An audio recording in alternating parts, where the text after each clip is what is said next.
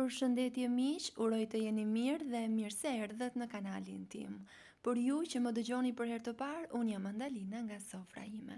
Sot kam përgatitur një ëmbëlsirë shumë të thjeshtë që ka një shije dhe një aromë fantastike.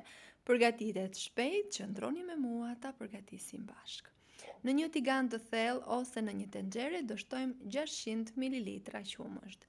100 gram sheqer, masën e sheqerit mund të shtoni sipas dëshirës suaj, pasi kjo varet se sa të ëmbël e dëshironi. 3 lugë gjelle, 20, 50 gram gjalp dhe vanilje. Masën do ta përziejmë në zjarr të ngadalt derisa të trashet. Përzierja duhet të bëhet vazhdimisht në mënyrë që të mos ngjisë edhe të formohen kokriza. Dua t'ju kujtoj se nëse jeni i ri në kanalin tim, unë juftoj të hidhni një sy recetave të mia dhe nëse ato ju pëlqejnë, mos harroni të bëni subscribe.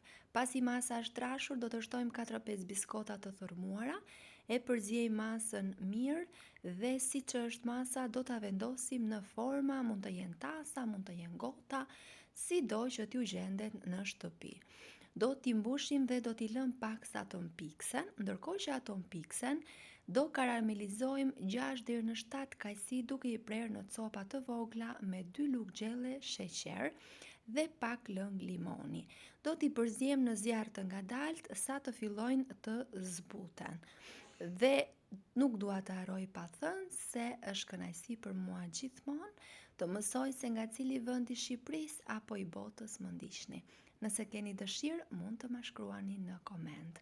Pasi kajsit janë gati, i vendosim edhe ato në forma. Arra kam shtuar unë, mund të shtoni çfarëdo lloj fruti që ju preferoni dhe dëshironi. Unë e përgatita me kajsi, por mund ta përgatisni edhe me fruta të tjerë të freskët. Siç e pat, më thjesht nuk ka.